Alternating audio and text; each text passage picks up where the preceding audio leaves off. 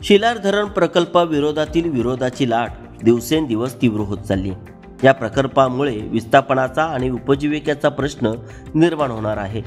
त्यामुळे स्थानिक ग्रामस्थ आणि प्रकल्पग्रस्तांनी आता थेट प्रशासनाच्या विरोधात आवाज बुलंद केला आहे. कर्जत तालुक्यातील ग्रुप ग्रामपंचायत पाथरज, ग्रुप ग्रामपंचायत कशळे, ग्रुप ग्रामपंचायत मोगरज आणि ग्रुप ग्रामपंचायत रचपे या चारही ग्रामपंचायतींनी आपल्या ग्रामसभेत शिलार धरण प्रकल्पाविरोधात ठराव बहुमताने मंजूर केला आहे. या सर्व ठरावाच्या प्रती जोडून सोमवार दिनांक 3 नोव्हेंबर 2025 रोजी प्रकल्पग्रस्तांच्या वतीने माननीय जिल्हाधिकारी रायगड किसन जावळे यांच्याकडे औपचारिक अर्ज व स्मरणपत्र सादर केले. ग्रामस्थांनी यावेळी स्पष्टपणे नमूद केले, प्रस्तावित शिलार धरण प्रकल्पामुळे केवळ शेती आणि जंगलावर नव्हे तर त्यांच्या पिढीजात वास्तव्यावर गदा येणार आहे.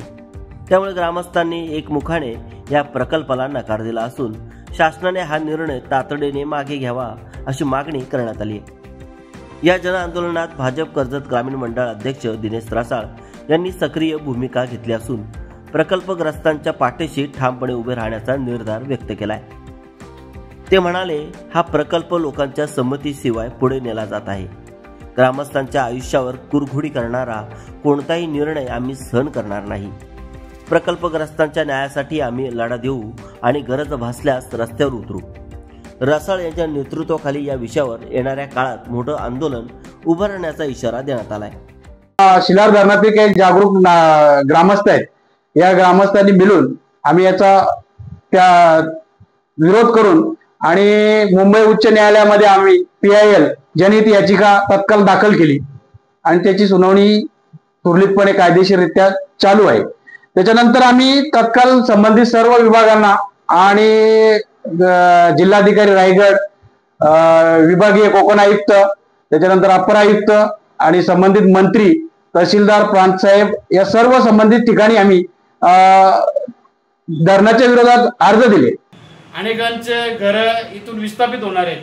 यामध्ये शिलार असेल, शिलारवाडी असेल, त्याच्यानंतर खांदन आणि मोगरज, धोत्रे हे गाव तर पूर्णपणे विस्थापित होणार आहे.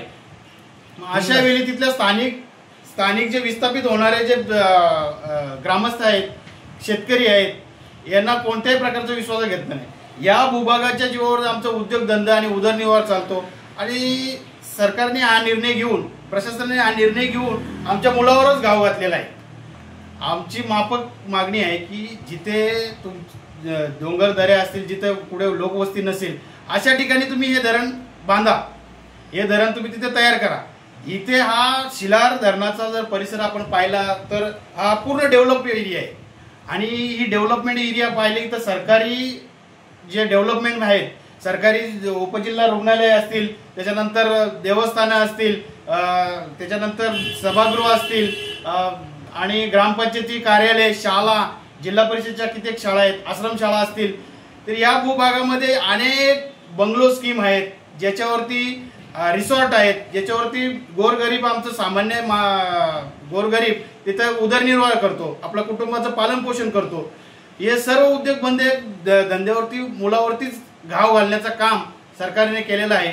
त्याच्यानंतर आपण पाहिलं तर अनेक जमिनी, महसूल जमिनी इथे येणे, गोळा येणे आणि ग्रामपंचायतच्या घरपट्ट्यांचं महसुलापासून तर सरकारचा महसूल, कितीतरी महसूल या धरणामुळं गोत्यात येणार आहे आणि याचं प्रचंड नुकसान सरकारला आणि जनतेलाही भोगावं लागणार आहे. याच्यानंतर इथे पुरातत्व विभागाच्या अखत्याऱ्यामध्ये पांडवलेणी म्हणून आपण एक वनविहाराच्या तिथे पांडवलेणी आहे, ती सुद्धा हे पाण्याखाली जात आहे. त्याच्यानंतर 13व्या शतकात म्हणजे ज्या किल्ल्याचं बांधकाम झालं, जे छत्रपती शिवाजी महाराजांच्या अखत्यारीत छत्रपती शिवाजी महाराजांनी तो किल्ला आपल्या ताब्यात घेतला होता, असा कोथलीगड म्हणजे पेठचा किल्ला, याच्याकडे जाणारा मार्गही या धरणामुळे बाधित होतोय आणि त्याच्यामुळं प्रचंड पर्यावरणाचं हानी होणार आहे, पुरातत्व विभागाची हानी होणार आहे, त्याच्यानंतर उद्योगधंद्याची हानी होणार आहे आणि जनतेचंही प्रचंड प्रमाणात नुकसान होणार आहे. म्हणून आम्ही या धरणाला तीव्र विरोध करत आहोत. प्रकल्पग्रस्तांच्या वतीने आम्हाला जे जे करावं लागेल ते आम्ही करतोय आणि दुसरी गोष्ट म्हणजे मुख्यमंत्र्यांना आम्ही लवकरच भेटून आम्ही या धरणाचा प्रखरतेने विरोध करतोय. याच्या संदर्भात आम्ही निवेदन देऊन आणि आमची भूमिका त्यांना स्पष्ट करणार आहोत आणि त्याच्यानंतर आम्हाला जे जे करावं लागेल, मग तरीही प्रशासन ऐकलं नाही तर आम्ही रस्त्यावर उतरू, शरीरामध्ये शेवटचा रक्ताचा थेंब असेपर्यंत आम्ही लढू, मोर्चे करू, आमरण उपोषण करू, जे जे करायला लागेल ते करू, पण हा धरण कोणत्याही परिस्थितीत होऊ देणार नाही हे आमचा सर्व प्रकल्पग्रस्तांच्या वतीनं ठाम म्हणणं आहे. धन्यवाद. पात्र ग्रामपंचायतीच्या ठरावात नमूद करण्यात आलं आहे की शिलार धरण प्रकल्प महाराष्ट्र शासनाच्या गतीमध्ये असला तरी त्याचा थेट परिणाम स्थानिक जनजीवनावर होणार आहे. हा प्रकल्प रद्द करण्यात यावा असा ठराव सर्वानुमते पारित करण्यात आलाय. अशा स्वरूपाचे ठराव कशळे, मोगरज आणि रचपे या ग्रामपंचायतीने देखील मंजूर केले आहेत. प्रकल्पग्रस्त प्रतिनिधीच म्हणणं आहे की प्रशासनानं अद्याप त्यांच्या भावनांचा आणि हिताचा विचार केलेला नाही. या प्रकल्पाविरोधात ग्रामस्थ एकत्र आले असून शासनानं दुर्लक्ष केल्यास विस्तृत जनआंदोलन छेडण्याचा इशारा देण्यात आलाय.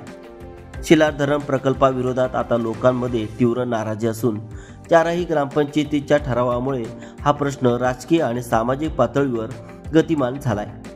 आगामी काळात हा संघर्ष आणखी तीव्र होण्याची चिन्ह दिसत आहेत.